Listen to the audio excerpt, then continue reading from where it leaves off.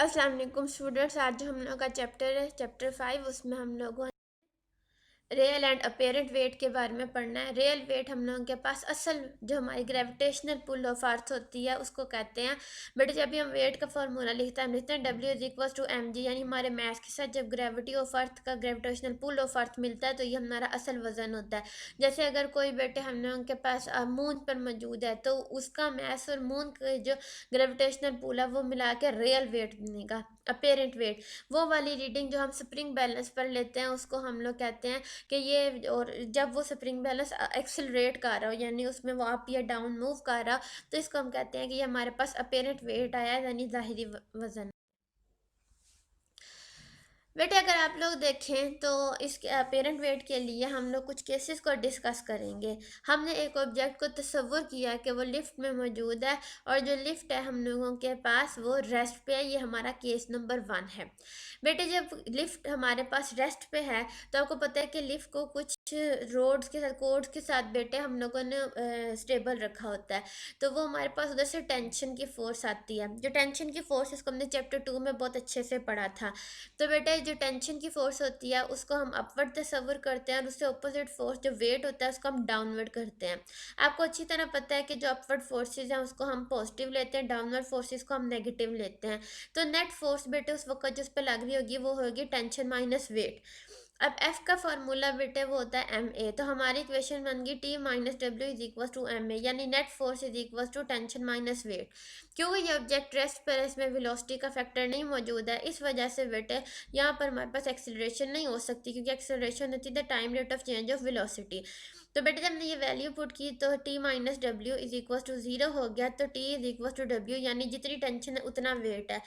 तो हम लोगों के पास बेटे न्यूटन के सेकंड लॉ के मुताबिक भी बेटे एक्सेलरेशन ऐसे ऑब्जेक्ट में ज़ीरो होती है और जो हमारी नेट फोर्स है वो ज़ीरो बन जाती है। इस वजह से जो हमारे बेटे डब्ल्यू है और जो हमारी टेंशन है स्ट्रिंग में बेटे वो इक्वल हो जाएगी। यहाँ से हमने एक रिजल्ट निकलता है। रिजल्ट ये है the apparent weight of an object is equal to the real weight for the observer inside the lift. ठीक है।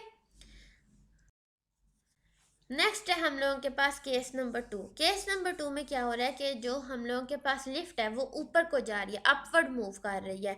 तो हमने बेटे उसी तरीके से लिखा कि tension minus weight, tension upward force है, वेट डाउनवर्ड फोर्स है, upward force positive, downward force negative is equal to M A, यानी जो हमारा नेट फोर्स है। ठीक है।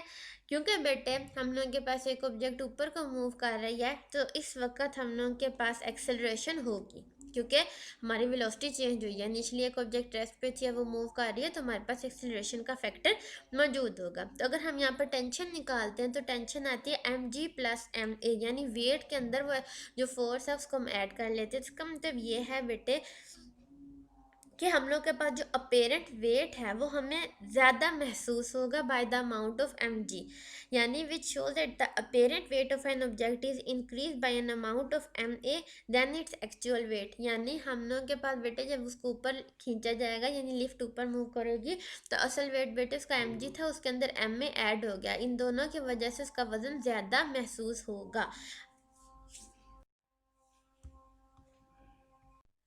हम लोगों के पास बेटे केस 3 में जो लिफ्ट है वो डाउनवर्ड मूव कर रही है। जब कोई चीज़ डाउनवर्ड मूव कर रही होती है इसका मतलब ये होता है कि जो वज़न है वो, यानी जो वेट है वो डोमिनेट कर गया है हमारे पास जो टेंशन है उसको। इसलिए यहाँ पर हमने लिखा है W minus T is equal to M A. यहाँ से बेटे हमने टी की वैल्यू निकाली है जो क्या है M G minus M A. इससे पता चलता है कि हम लोगों के पास जब कोई ऑब्जेक्ट डाउनवर्ड मूव कर रही होती है तो उसका वेट उसके असल वजन से कम आता है। अपवर्ड मूव करती है तो असल वजन से ज़्यादा आता है, डाउनवर्ड करती है तो असल वजन। आखिरी केस है फ्रीली फॉलिंग ऑब्जेक्ट। चैप्टर 3 में हमने पढ़ा था फ्रीली फॉलिंग ऑब्जेक्ट क्या होते हैं, जो सिर्फ ग्रेविटी के अंडर जो सा है वो मूव कर रहे होते हैं।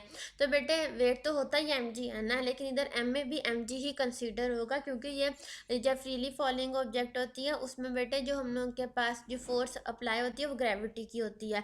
तो इस सूरत हाल में ऑब्जेक्ट का वजन नहीं, मतलब अपेरेंट वेट नहीं आ रहा होगा, जिसका मतलब है कि मिलेगा कि ये वेटलेसनेस की कंडीशन है कि वजन नहीं है उसका, अपेरेंट वेट है ये, असल में ऐसा नहीं होता।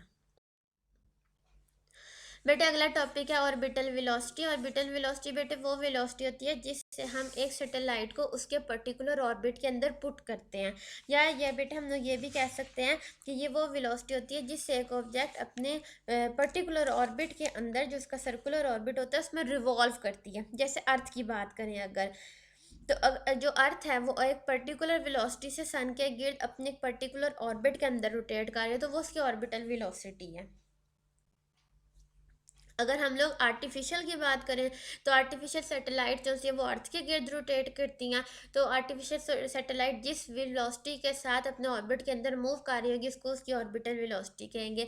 इसका एक्सप्रेशन निकालने के लिए बेटे हम लोग सबसे पहले कहते हैं कि क्योंकि वो सर्कुलर मूव कर रही है तो उसमें सेंट्रीपिटल फोर्स होगी, तो हमने सेंट्रीपिटल फोर्स का फॉर्मूला लिखा है F C is equal to M S V square over R. बेटे एम एस का मतलब है mass of satellite, F C का मतलब है सेंट्रीपिटल फोर्स। बेटे ये फार्मूला इधर लग गया। उसके बाद बेटे हम लोगों ने जो नेक्स्ट फार्मूला लगाया वो हमने न्यूटन का फार्मूला लगाया F is equal to G M M over R square. आपको चैप्टर 4 से ये बात याद होगी बेटे कि हम लोगों ने वहाँ पे पढ़ा था कि जब हम अर्थ से बाहर ग्रेविटेशनल फील्ड के अंदर ही होते हैं लेकिन अर्थ से बाहर होते हैं, तो फिर उस सूरत हाल में हम पर जो न्यूटन का फोर्स ऑफ अट्रैक्शन वाला फार्मूला लगता है, जो कि ये था F is equal to G M M over R. इधर भी एम एस सैटेलाइट का मैस है। दोनों फोर्सेस को बेटे हम लोगों ने इक्वल रखा है। यहाँ से बेटे एम एस को कैंसिल कर देगा, एक आर बेटे दूसरे आर को, मतलब एक तरफ आर है एक तरफ आर स्क्वायर है, तो एक कैंसिलेशन में चला जाएगा। V square is equal to G M over R आ जाएगा बेटे। यहाँ से हमने सिर्फ वेलोसिटी की वैल्यू लेनी है, तो taking under root on both side, ये वो वेलोसिटी है बेटे जिससे हम लोगों के पास ऑर्बिटल वेलोसिटी निकलती है।